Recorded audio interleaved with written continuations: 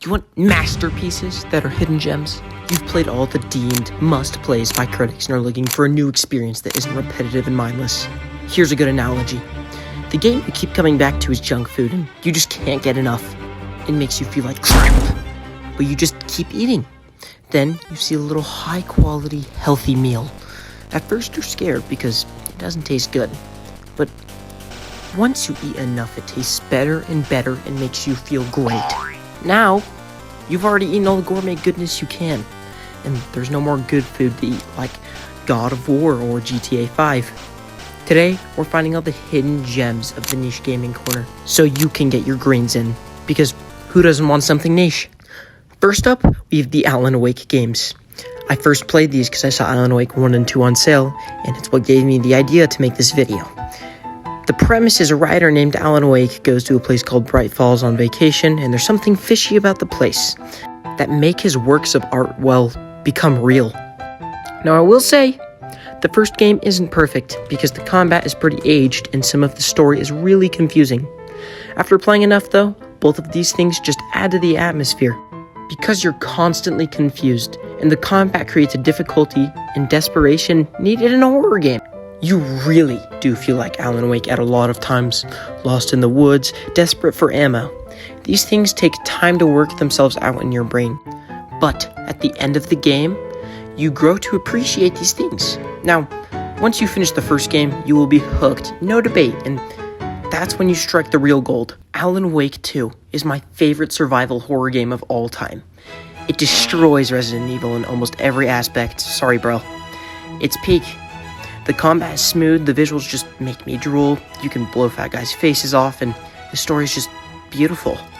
If you see this game on sale, or even full price, just trust me, buy it. I promise you, you will have an excellent time with both of these games. The Alan Wake storyline is kind of complicated though, so I highly recommend you play these games in order. An added bonus is you can more deeply understand the Remedy Connected universe because there's a lot of games in this universe. The next game I introduce is A Way Out. This game is amazing.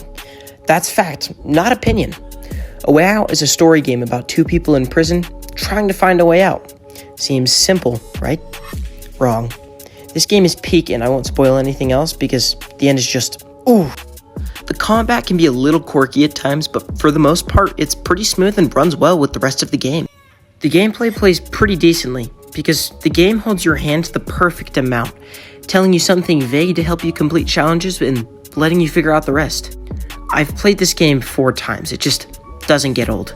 It shines the absolute most with writing and character development because you become super connected to the characters by the end of the game. I hate to say I've shed a tear or two. I will say this game is 2-player, so if you were a virgin in high school and have no friends, sucks for you. Some of the best moments in this game will just be you messing around with your friend, and that's just kind of the peak of it. Now, if you don't have friends because you like One Piece, a good single-player game for you is just about any Metroid game, ever. Except for the DS game, because that one sucked. But back to the point, Metroid is amazing. You might not be saying it's niche, here's a good one for you, shut up.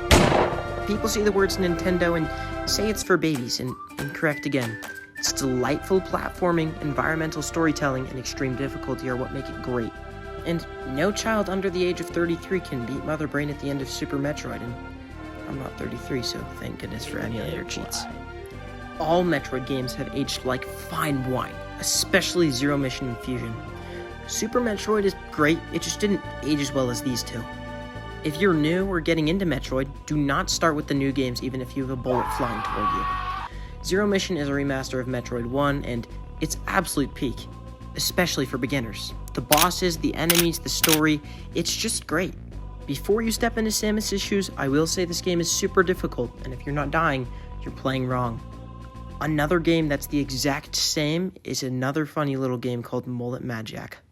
It's a runner shooter, I don't even know if that's a thing, but the gameplay is so fun. You have to be genuinely leaned forward, locked in throughout the entire game though, because it's meant to be kind of hard. This game, it's so good. It tackles themes of corporation greed, corruption, technology dependence, and lots of other things. The story and gameplay go together so well, and I actually don't have a single complaint about the game, other than there not being a sequel. If you've played this, you know, only 10 more floors. I will say, it is a relatively shorter game if you're playing on an easy difficulty, so please play on hard. I have so many more games I want to talk about, like 5 more pages scripted, so if you guys want to hear a part 2, please just holler in the comments, and if you're actually yelling or like hollering in the comments, there might be more than mental retardation in my cranium. But seriously, I already have a script ready for part 2, so let me know. I'll see you in the next one.